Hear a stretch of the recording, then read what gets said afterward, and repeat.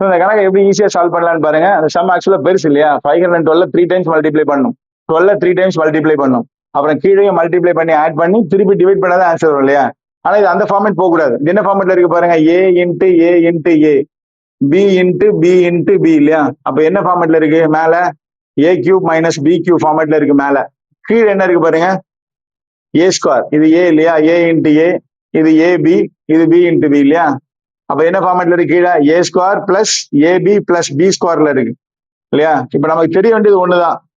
ஏன்னா A cube minus B cube formula தெரிஞ்சா போதும், நான் ஈஸியா என்ன பண்ணிடலாம், சால்வ் பண்ணிடலாம். அப்ப A cube minus B cube formula என்ன? A minus B into A square plus AB plus B ஸ்கொயர்ல இந்த ஃபார்முலா உங்க நோட்ல பின்னாடி ஆட் பண்ணி வச்சுக்கோங்க சரியா? இப்ப நம்ம எப்படி போடுற பாருங்க சம்ம, ஏ கியூப் மைனஸ் பி கியூபுக்கு பதிலாக என்ன எழுதணும்? மேல நியூமரேட்டர்ல A minus B A square plus AB plus B square. ஓகேயா? A cube minus B cube பதிலாக அந்த ஃபார்முலா நியூமரேட்டர்ல எழுதியாச்சு. டினாமினேட்டர் என்ன இருக்கு நமக்கு?